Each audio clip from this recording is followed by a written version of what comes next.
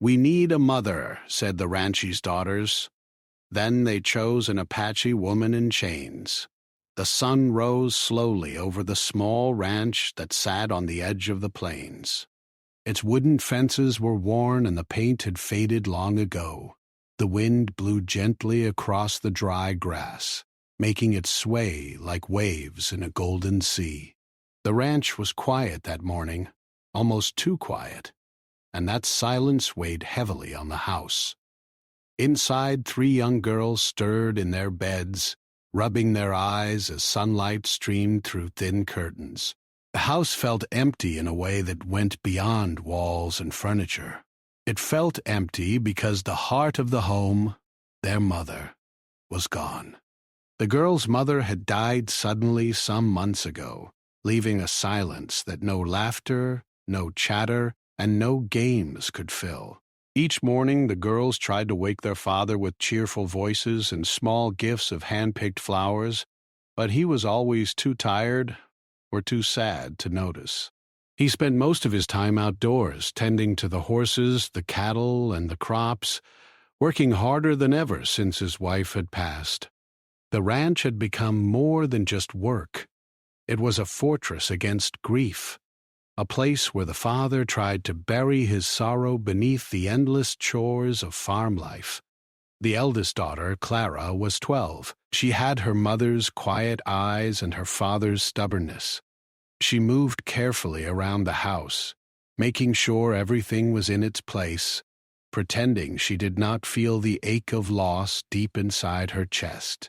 She often watched the sunrise alone on the porch, imagining the warm smile of her mother and wishing she could hear her gentle voice just once more. The middle child, Lila, was 10. She was lively, curious, and mischievous, but since their mother's death her energy had been subdued. She still laughed sometimes, but the laughter felt forced, a shadow of its former brightness. The youngest, Annie, was only 6. She missed her mother in a simpler, quieter way, asking her father every day when she would return, unable to understand that she would never see her again. Their father, Samuel, tried his best to hold the family together. He rose with the sun and did not stop until the last light had left the sky. Yet no matter how hard he worked, there were tasks that overwhelmed him. The house went untidy sometimes. The animals did not always get enough attention, and the meals were often sparse and hurried. The girls could see the struggle in his eyes, the weight of grief pressing on his shoulders, but he rarely spoke of it. He believed that showing emotion would only make the girls sadder, and yet, in the silent moments, when he thought no one was watching, his shoulders would slump, and his eyes would linger on the empty chair where his wife once sat. One morning, as Samuel led a stubborn mule into the barn, he heard the girls whispering among themselves. Clara's voice, usually careful and measured, sounded unusually soft but firm. "Father," she said, "we need a mother, someone who can help us, who can teach us things, who can be with us. We can't do it alone anymore." Samuel stopped in his tracks, gripping the reins tightly. He did not answer at once, because what could he say? He wanted to provide for his daughters, to protect them, and yet the thought of replacing their mother with another woman was strange and uncomfortable. He knew that their mother could never be replaced, but he also knew the truth in their words. The house felt empty. The girls needed care, guidance, and love, and he could not give it all on his own. Days passed with Samuel thinking about his daughter's request. He did not know where he could find such a person. Women were rare in this part of the country, and most were already tied to families or towns far away. Each day the girls asked him again, not with nagging but with gentle hope, reminding him that life on the ranch was hard without someone to nurture them. Clara helped with chores, but she was only 12. Lila helped as much as she could, but she was still a child. Annie's small hands could do little more than carry water or feed the chickens. The work was too much for them alone, and Samuel knew it. One afternoon, Samuel rode into the nearby town to buy supplies. As he walked through the dusty streets, he heard rumors and whispers that unsettled him. There was talk of a group of Apache women being brought in chains to be held nearby. They were prisoners of war, captured by soldiers and traders destined for an uncertain fate.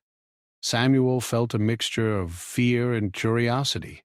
The world outside his ranch was harsh and unforgiving, and he knew little about these women, except that their lives had been filled with struggle. When Samuel returned home that evening, he told the girls about what he had heard. Their eyes widened in surprise and curiosity. They did not think of danger.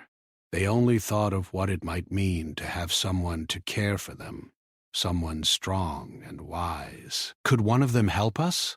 Lila asked softly, almost in a whisper. Could she be our mother? The thought startled Samuel. He had never considered taking someone from such a situation into his home. It was dangerous, and others would not understand. But the longing in his daughter's eyes was difficult to ignore. He could see how much they needed guidance, comfort, and love. That night, as he lay in bed listening to the wind outside, he thought about his wife and the void her absence had left. He realized that his daughter's need was more than just longing. It was survival. Without care and nurturing, they could grow up too quickly, lose their innocence, and face hardships alone. The next morning, Samuel went out early, riding across the plains toward the place where the captured women were being held. His heart raced as he approached the small camp, a place filled with chains, guards, and sadness. There he saw them, women of different ages, their hands bound, their eyes wary and cautious. And among them, he noticed one young Apache woman, sitting quietly, observing everything around her. There was a calmness in her gaze, a quiet dignity that made Samuel pause. She did not speak, but her presence was strong, almost commanding. He approached slowly, unsure of how to speak or what to ask. The guards watched him warily, but Samuel explained that he was a rancher with 3 daughters and that he needed help. He spoke of the girls' longing for a mother figure, of the chores he could not manage alone, and of the emptiness that had filled their home since his wife's death. The Apache woman looked at him carefully, then glanced at the sky, then back at him. Her silence spoke volumes. She was assessing, judging, weighing the risks of helping strangers. Finally, she nodded ever so slightly, a quiet acceptance. Samuel returned home with a mix of hope and anxiety, unsure if he had made the right decision. When he told the girls that a woman might come to help them, they could hardly contain their excitement. For the first time in months, the house felt lighter. Clara, Leela, and Annie ran to help prepare the rooms, swept the floors, and polished the windows, imagining the presence of a mother who could guide them, teach them, and care for them. As the sun set that evening, Samuel watched his daughters laughing softly, preparing dinner together in anticipation of the new woman. He realized that, for the first time in a long while, hope had returned to their small ranch. The world was still harsh and life was not simple. But in that moment, with his daughter's bright eyes filled with hope, Samuel understood that families are sometimes formed in unexpected ways, and that love and care can come from the most surprising places. The night was quiet, but the wind carried a promise of change. Soon, someone new would enter their lives, someone who would challenge, teach, and protect. And for the first time in many months, Samuel felt that perhaps, just perhaps, they could find a way forward together. The next morning, the ranch was alive with nervous energy. The girls woke earlier than usual, their small faces bright with excitement and anticipation. Clara, always careful, made sure the floors were swept and the breakfast table set. Lila skipped around the kitchen humming a quiet tune, her hands busy kneading dough for fresh bread. Annie, barely able to contain herself, peeked out the window every few minutes, hoping to catch the first glimpse of the new woman who might become their mother. Samuel stood outside, leaning on the fence, watching the girls' excitement. He felt a mixture of pride and unease. He had never done anything like this before, never invited a stranger into his home in such a personal way. The Apache woman was not just a helper. She was someone whose presence could change the household forever. Samuel did not know if the girls would accept her or if she would even want to stay. Yet he also understood that sometimes courage was required to do what was right, not just what was easy. When the wagon carrying the captured women arrived at the edge of the ranch, the girls ran to meet it, holding hands and almost skipping with joy. The Apache woman was among the group, sitting quietly in the back of the wagon, her hands still bound and her posture straight.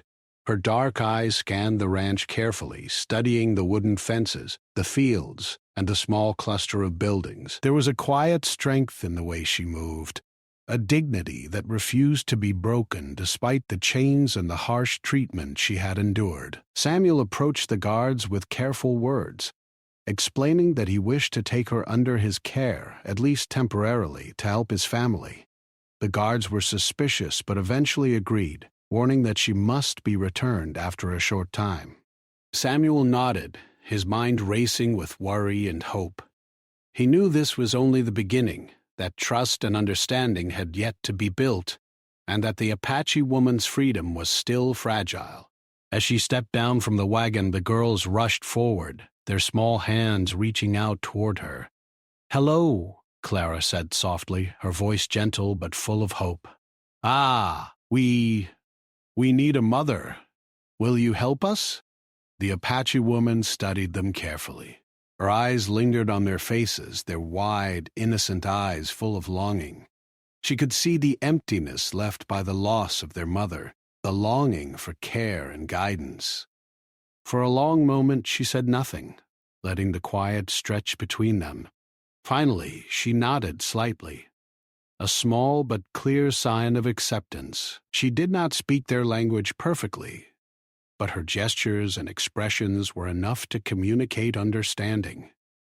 Over the next few days, the Apache woman began to integrate herself into life on the ranch.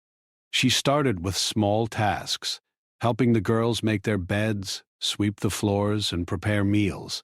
Her hands were skilled, her movements precise and deliberate. She showed the girls how to knead dough evenly, how to milk the cows without startling them, and how to gather eggs gently. The girls watched her with fascination, their respect and admiration growing with each passing day. At first, the girls were hesitant to speak too much, afraid that their words might offend or upset her. But slowly, curiosity overcame caution. Clara asked questions about her homeland, about the stories she might tell. The Apache woman shared simple tales of the land she came from, of rivers that ran fast and mountains that reached high into the sky. She did not speak of war or suffering, only of life and survival, teaching the girls lessons that were both practical and meaningful. The rancher observed from a distance, amazed at the connection forming between his daughters and the woman. He had feared that differences in culture and language might create distance, but instead he saw understanding and respect blossoming. The girls were learning not only chores and tasks, but also patience, resilience, and quiet strength. He realized that the woman was teaching them far more than he could have imagined. Life on the ranch was not easy, and challenges came quickly. One afternoon, a sudden storm swept across the plains.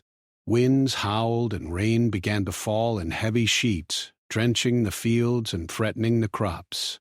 The girls panicked, unsure how to protect the animals and secure the barn. But the Apache woman remained calm. She guided them step by step, showing them how to reinforce the gates, lead the animals to safety, and protect the young chicks from the rain. Her presence brought order to the chaos, and the girls learned the value of calmness in the face of danger. As the storm passed, The girls felt a sense of awe and gratitude. "She's amazing," Lila whispered to Clara, her eyes shining. "She knows so much and helps us stay safe." Clara nodded, feeling a deep respect for the woman who had so quickly become a central figure in their lives. Annie clung to the woman's hand, finding comfort in her calm presence. Evenings were the quietest and most special times. After chores were done and the animals were fed, the family would gather around the small hearth in the main house. The Apache woman would sit with the girls, telling stories in her soft voice. Sometimes she would demonstrate how to weave simple patterns with thread or make small household tools. The girls listened carefully, captivated by her knowledge and the patience with which she taught them. Each story, each lesson built a bridge between their world and hers, creating a connection stronger than language alone could express. Despite the growing closeness, the Apache woman remained aware of her precarious situation. She was still a prisoner, her freedom limited, and the world beyond the ranch could be cruel. Samuel noticed the subtle tension in her movements, the moments when her eyes would flick toward the horizon as if imagining escape or danger. Yet, in her own way, she had chosen to stay, to help, and to protect the girls. Samuel understood that trust was a two-way street, and he had to respect her as both a person and a protector. As days turned into weeks, the presence of the Apache woman began to change the atmosphere of the house. The girls were happier, their laughter returning in soft, genuine bursts.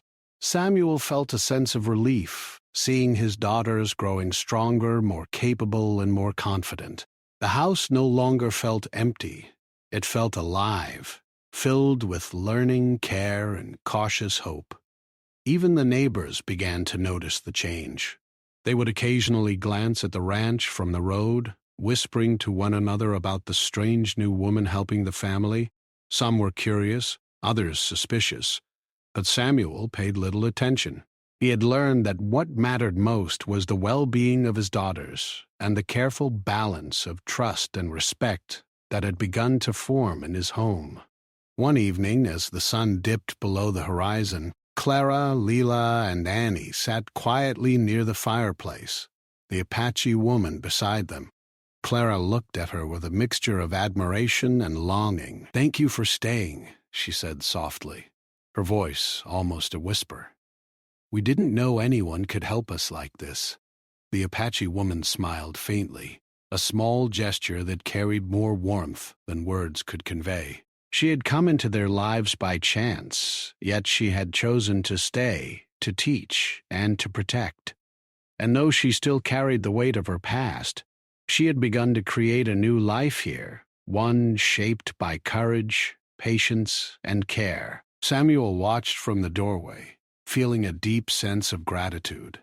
He knew that life would continue to be hard, that challenges would come, and that the world outside was still dangerous. But within the walls of his home there was a growing strength, a bond forming between his daughters and the woman who had entered their lives as a stranger. In the quiet moments before sleep, the girls would often lie in their beds thinking of the stories, lessons, and small acts of care the Apache woman had shared. They began to understand that a mother's love could take many forms, not always given at birth, but earned through patience, teaching, and quiet bravery. And though the woman's past was complicated and her freedom limited, she had chosen to be present, and in doing so, she had begun to fill the emptiness their mother had left behind. As the night settled over the plains and the stars appeared, bright and unyielding, the ranch seemed to breathe with new life. The girls slept more peacefully than they had in months, and Samuel found himself resting with a lighter heart. The Apache woman sat quietly in the shadows, her thoughts distant, but her hands ready to help at a moment's notice. For the first time in a long while, the ranch was not just a place of survival. It was a place of learning, trust, and the slow, delicate building of a family. And in that small, quiet home, far from the world and its troubles, a new chapter had begun. one where courage, care, and hope had taken root, promising that life, though harsh, could also be tender, strong, and full of unexpected bonds. Weeks passed, and life on the ranch began to settle into a new rhythm. The Apache woman, whom the girls quietly called Mira because it meant watchful in their small shared vocabulary, had become an integral part of the household. Her presence was no longer unusual. It was expected, necessary, and even comforting.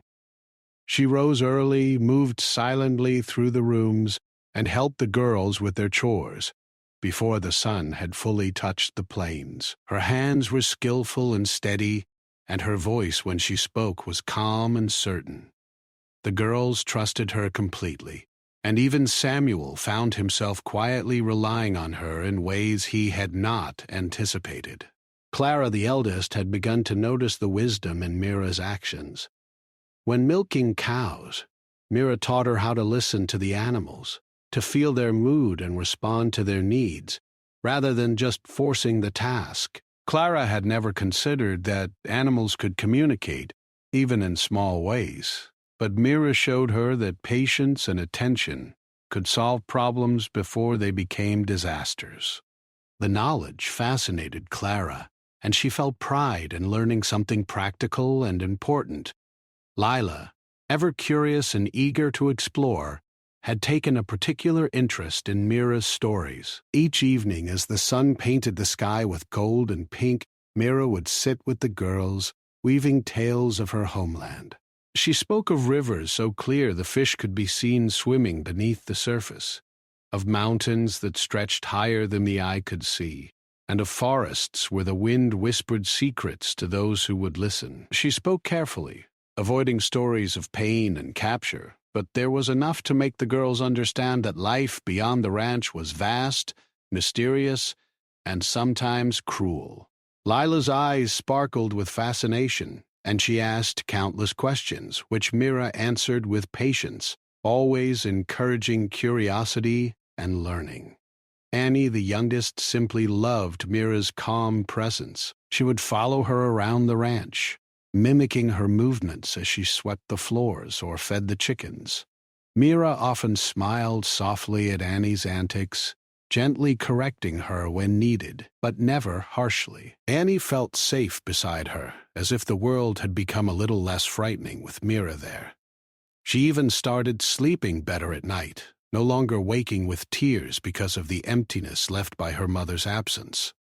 Life, however, was not without challenges. One morning, Samuel noticed that one of the calves had gone missing from the barn. Panic gripped him, and he called the girls, his voice rough with worry. Mira moved quickly, taking charge with quiet authority. "Check the fence lines," she instructed. "Listen for the sound of hooves.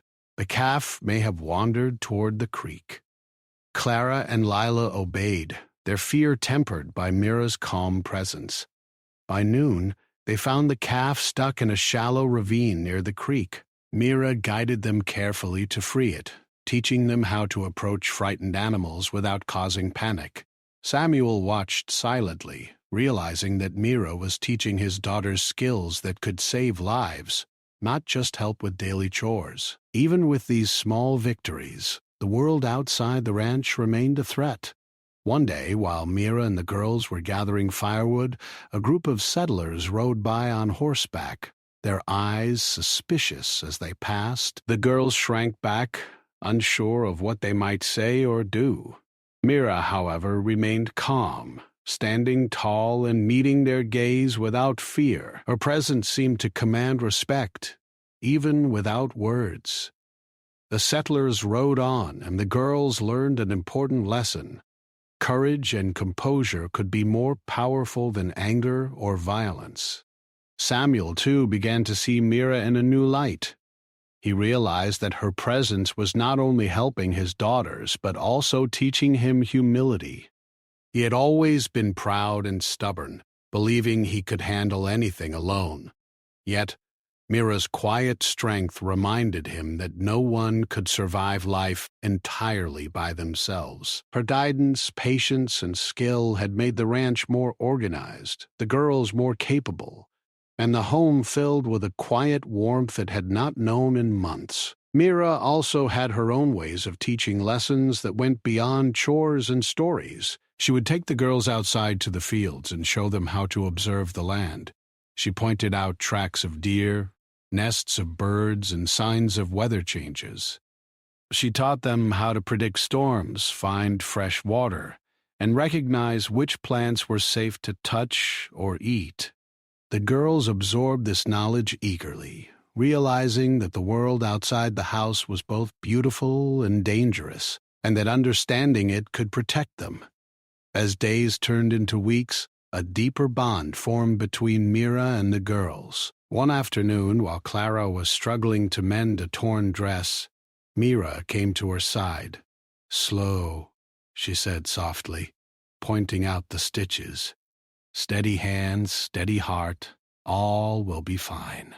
Clara followed her instructions carefully, feeling the warmth of guidance in every word.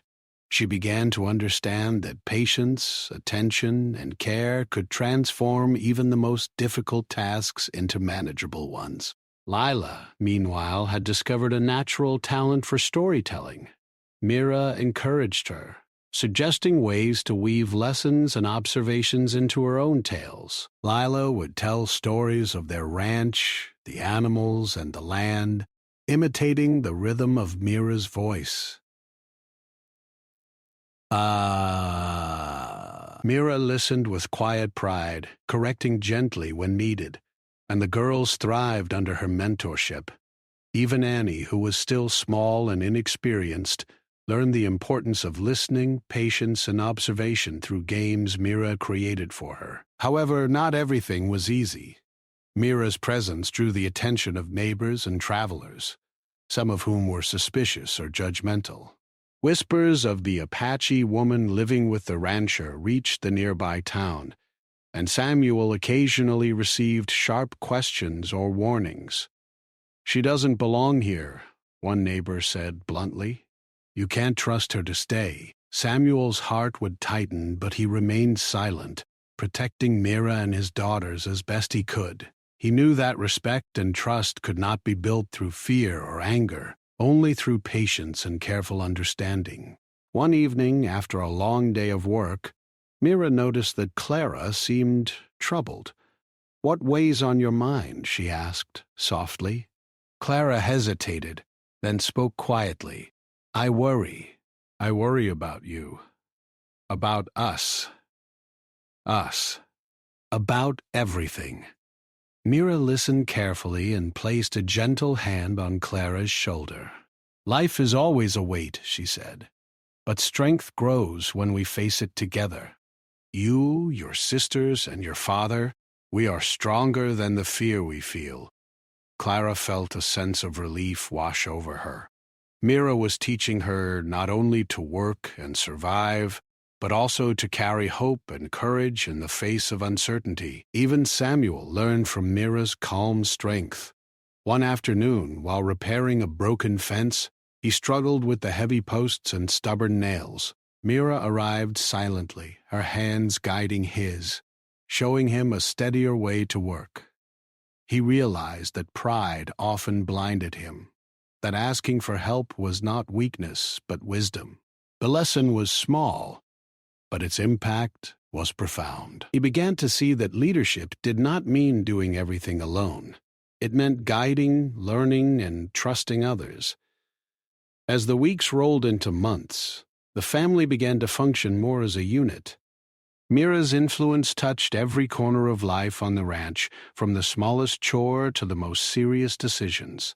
She taught the girls how to be careful, thoughtful, and brave, and she taught Samuel the quiet power of respect, patience, and guidance. Slowly, the house transformed from a place of grief and loss into a home filled with hope, learning, and cautious happiness. Yet even as bonds strengthened, there was always a quiet awareness that Mira's freedom was not complete. She was still a prisoner, still connected to the world that had captured her. Samuel and the girls understood this unspoken truth, but in the time they had together, they chose to focus on what could be done, learning from her, helping her feel safe, and creating a small world where care and understanding outweighed fear and suspicion. The girls began to see Mira as more than a helper. She was a teacher, a guide, and a protector.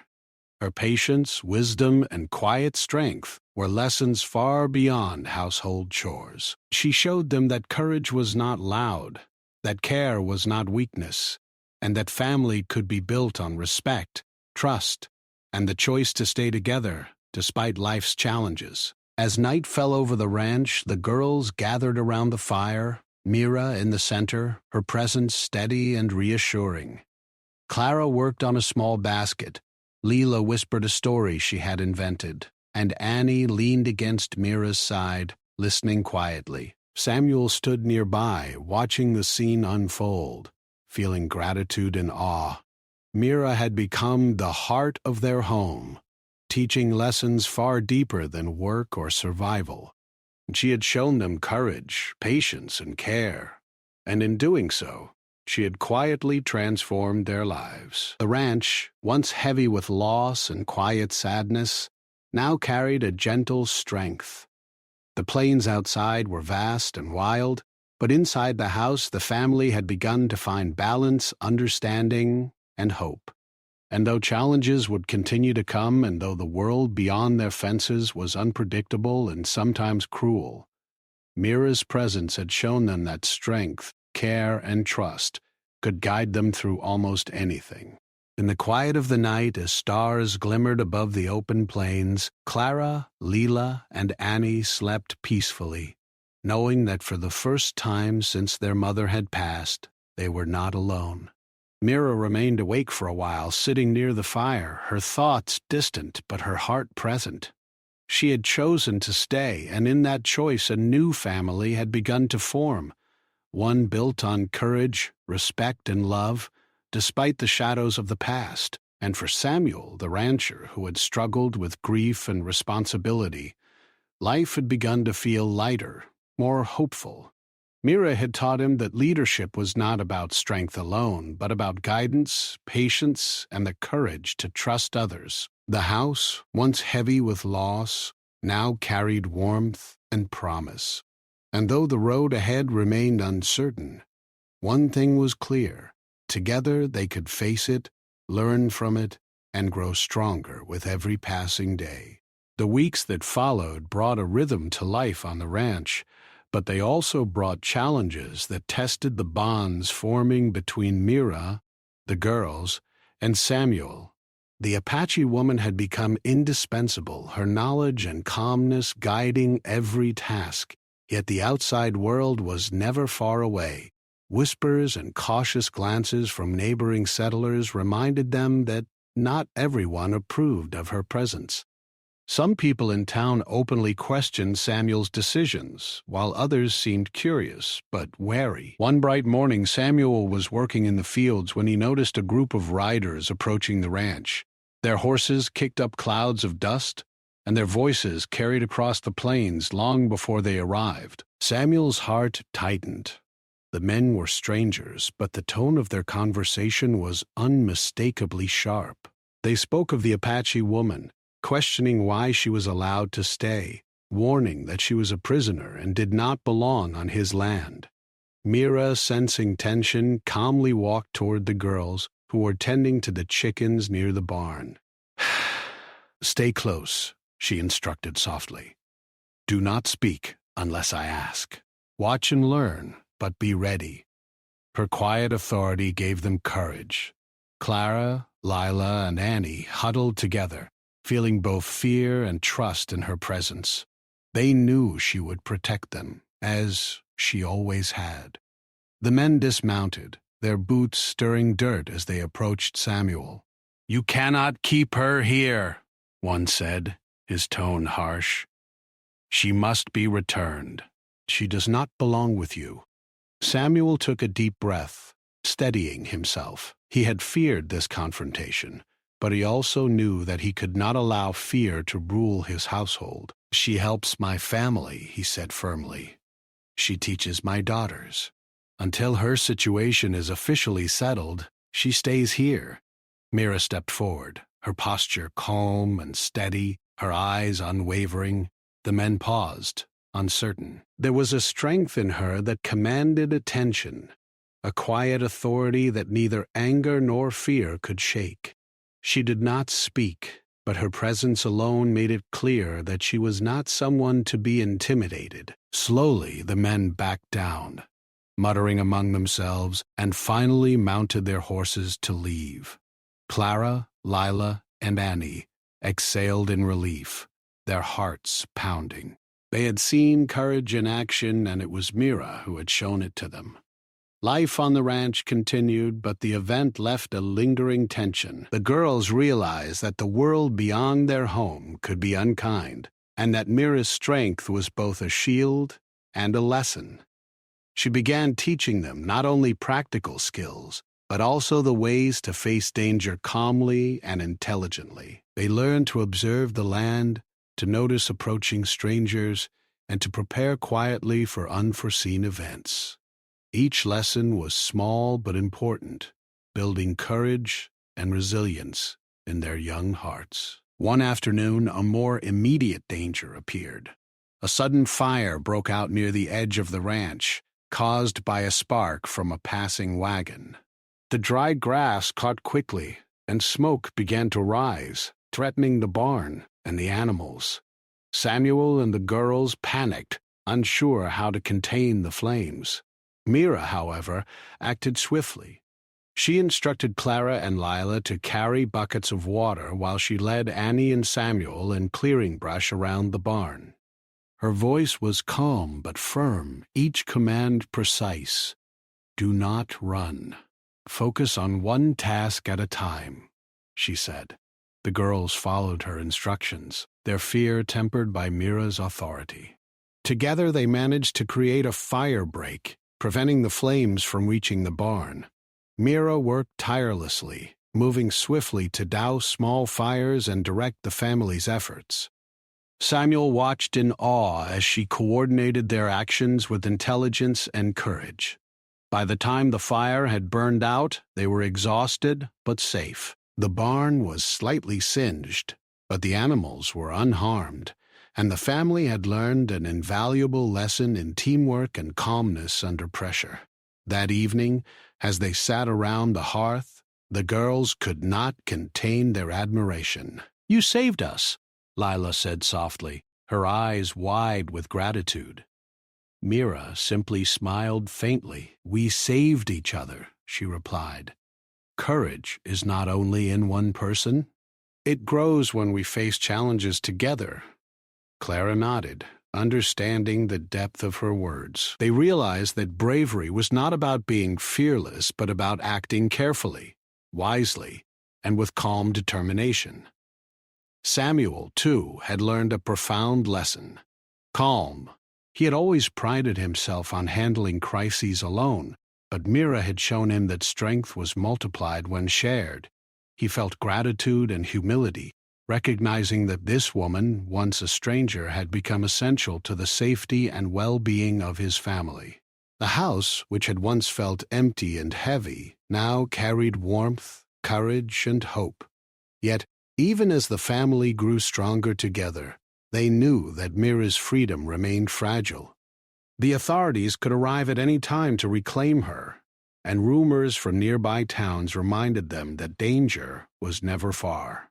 Samuel and the girls understood that every lesson Mira taught, every act of courage she displayed, was also a reminder of the delicate balance they lived in.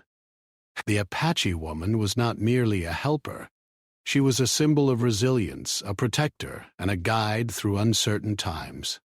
Mira also began teaching the girls about self-reliance and problem-solving. She encouraged Clara to organize the storage of supplies, teaching her how to plan for shortages and anticipate challenges. Lila learned to track the movements of animals and observe changes in the weather. Annie, though still small, learned to carry water, feed the chickens, and pay attention to the world around her. Each lesson was designed not only to teach practical skills, but also to build confidence and independence. One day, while Samuel was repairing a fence near the edge of the property, Mira noticed dark clouds gathering on the horizon. She called the girls to gather tools and secure the animals. "Storm comes fast," she said calmly. "We must be ready." The girls moved quickly, following her instructions to tie the animals, reinforce the fences, and prepare the house for heavy rain. When the storm arrived, with wind and rain lashing the plains, the ranch was ready. They watched from the doorway as the rain fell in torrents, grateful for Mira's foresight. The girls' admiration for Mira grew every day, and Samuel's respect deepened. They began to see her not only as a helper, but as a central figure in their lives, someone whose presence had transformed the household. The house was no longer just a place of survival. It was a place of learning, courage, and quiet strength. Mira's lessons were not limited to work or safety. She taught them how to think, to observe, and to act with purpose. Despite the challenges, laughter returned to the ranch. Clara, Lila, and Annie played games with Mira in the evenings, weaving small lessons into their fun. But they learned to compete gently, to help each other, and to celebrate success without fear. Mira encouraged their creativity, their curiosity, and their joy, showing them that life could be both serious and playful, even in a world full of hardships. However, danger and prejudice were never far away. A traveling group of settlers passed near the ranch one morning, spreading rumors about Mira and her presence. Some whispered that she was a prisoner who did not belong, while others questioned Samuel's judgment. Samuel felt tension rising, knowing that confrontation could come at any moment. Yet Mira remained calm, her presence a steady anchor for the family. She reminded them quietly that courage was measured not by absence of fear, but by the choice to act wisely despite it. One evening, the family sat around the fire, exhausted from a long day of chores and lessons. The girls were quiet, listening as Mira spoke softly of her homeland, of rivers and mountains, and of the importance of observing the world around them. Clara, looking at Mira, felt a deep sense of gratitude. "You are more than a teacher," she whispered. "You are part of our family." Mira's lips curved in a faint smile. "Family is not always born," she said. "Sometimes it is chosen, built through care, courage, and trust." Samuel, sitting nearby, felt his chest tighten with emotion. He had faced grief, fear, and uncertainty, but Mira had shown him a path forward. She had taught his daughters lessons they would carry for a lifetime, and had quietly changed the rhythm of the ranch. The world outside remained unpredictable and harsh, but inside their home they had found a strength rooted in respect, learning, and trust. The Apache woman's presence had also begun to challenge Samuel's own fears and prejudices. He realized that strength and courage came in many forms, and that leadership meant more than authority. It meant listening, observing, and acting wisely. Mira had become a teacher not only to his daughters but to him as well, guiding the family through uncertainty with calmness and insight. As the night fell, the ranch was quiet once more, but the fire in the hearth reflected the warmth and hope that had returned to the household. The girls slept peacefully, Annie clutching a small doll, Lila murmuring softly in her dreams, and Clara quietly watching over them. Mira sat nearby, her eyes alert, her mind calm, prepared to face any challenge that might come with the dawn. Samuel rested in the corner, feeling a sense of peace he had not known in months. The ranch, once filled with grief and silence, had transformed into a home of learning, courage, and trust. The bonds between Mira, the girls, and Samuel had grown strong, forged through daily challenges, lessons, and quiet acts of bravery. And though the world beyond their fences remained unpredictable and often cruel, they had discovered a truth that would carry them through any storm. Together, with courage, respect, and love, they could face whatever life brought their way. The days passed quietly, but everyone on the ranch knew that change was coming. Samuel had received word that the authorities were planning to reclaim Mira. Rumors traveled from town, carried by travelers and neighbors, that she could no longer remain at the ranch. The news weighed heavily on Samuel, who had come to rely on Mira not only for the daily running of the ranch, but for the safety and guidance of his daughters. Clara, Lilla, and Annie were restless, sensing that something important and possibly frightening was about to happen. Mira, for her part, remained calm, her quiet strength unchanged. She had faced danger before, had endured the hardship of capture and chains, and had learned to read the world carefully. Still, she understood the gravity of the situation. The authorities would not consider the bonds she had formed with the family, or the lessons she had taught the girls. Her freedom hung in the balance, and the ranch's peaceful rhythm was threatened. One morning, as the sun rose over the plains, a rider appeared in the distance, galloping toward the ranch. The girls, who had grown adept at noticing changes in the world around them, thanks to Mira's teachings, ran to alert Samuel. Mira followed calmly, her eyes scanning the horizon. The rider was an official messenger, carrying a notice that the Apache woman must be returned immediately. The message was firm, leaving no room for negotiation. Samuel's heart sank, and the girls clung to each other, their faces pale with worry. "Father, we can't let them take her," Clara said, her voice trembling. She is our mother. She is our family." Lila and Annie nodded, tears welling in their eyes. Samuel understood their fear, but he also knew that defying the authorities could bring serious consequences. He looked at Mira, searching for guidance, though he already knew in his heart what he wanted. Mira's calm gaze met his, her presence steadying him. She had taught them all how to face challenges, how to act with courage and careful thought. Now her lessons would guide their actions. Samuel called the messenger forward, speaking with measured words. "I understand the order," he said, "but this woman has been living here, helping my family and teaching my daughters. She is more than a servant. She is part of this household. I ask for time to speak with the authorities, to explain her value and her role here." The messenger hesitated, uncertain. Samuel's voice was firm, his tone carrying authority and conviction. Finally, the messenger nodded, agreeing to deliver a message on Samuel's behalf. Over the next few days, Samuel prepared for the official's arrival. Mira continued her work as always, teaching the girls skills that were both practical and life-changing. She showed them how to care for the animals, how to predict changes in weather, and how to respond calmly to danger. The girls, now more confident and capable, helped her in every task, their admiration and respect for her deepening. Annie, the youngest, followed her closely, imitating her movements and absorbing every lesson like a sponge. When the officials finally arrived, the tension in the air was palpable. The men dismounted, their expressions serious as they walked toward Samuel and Mira. "We have orders to return the Apache woman," one said bluntly. "She must leave immediately." Samuel took a deep breath, feeling the weight of responsibility. He had anticipated this moment, but it was more difficult than he had imagined.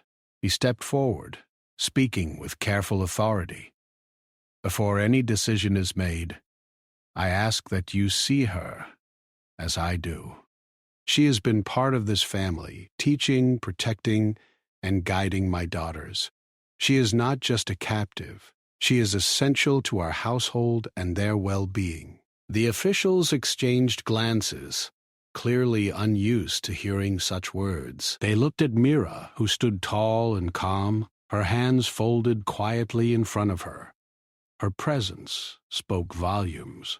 She did not argue, did not plead. She simply existed as she had always existed, strong, dignified, and capable.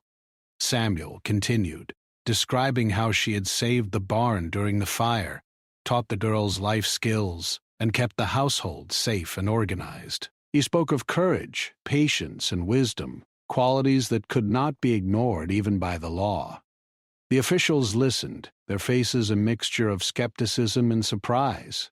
Mira's quiet strength, combined with Samuel's steadfast defense, began to shift their perception. They had expected a prisoner, perhaps weak or frightened, but instead they found a woman whose calm authority had transformed a household and whose presence had made a tangible difference. Samuel pleaded for mercy, for understanding, and for recognition that the bond between Mira and the family was real and vital.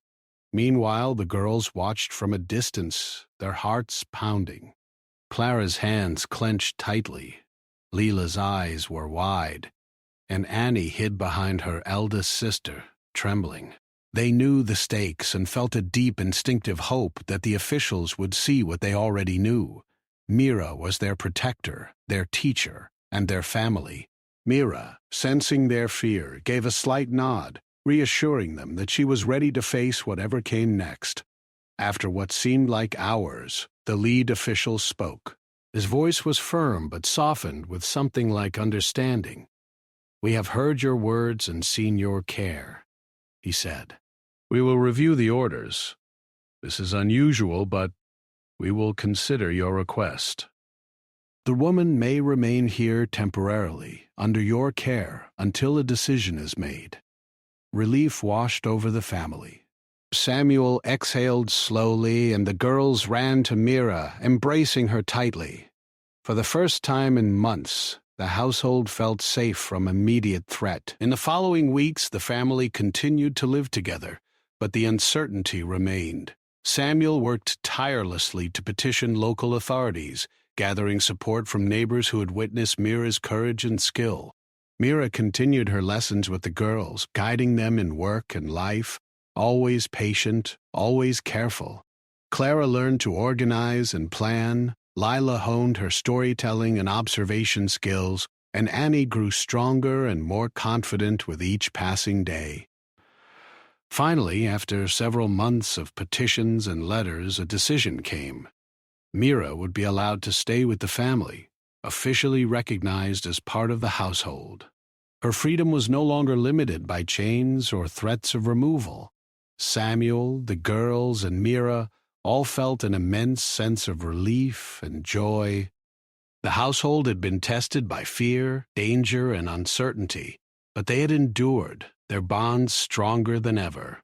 The girls celebrated quietly, hugging Mira and laughing with the kind of joy that comes after hardship. Clara whispered, "You are really our mother now," and Mira smiled faintly, her eyes filled with warmth. Lila held her hands tightly, saying, "We couldn't have done it without you." Annie, ever small but courageous, simply hugged her around the waist, feeling the safety and love she had longed for. Samuel stood nearby, feeling a mixture of pride, gratitude, and humility. Mira had taught him as much as she had taught the girls. He had learned that courage was quiet, that leadership required patience and respect, and that family could be built not just by blood but by choice, trust, and care. The ranch, once heavy with grief and uncertainty, now carried warmth, hope, and the quiet strength of a family united. Mira, too, felt a profound sense of relief. Her life had been filled with hardship and loss, yet she had found a place where she could be valued, respected, and safe. The girls had learned from her, the ranch had survived challenges, and Samuel had grown as a man and father. She had chosen to stay, and in doing so had created a family that would carry her lessons and courage for years to come. In the evenings, the family would sit by the fire, sharing stories, laughter, and quiet reflection.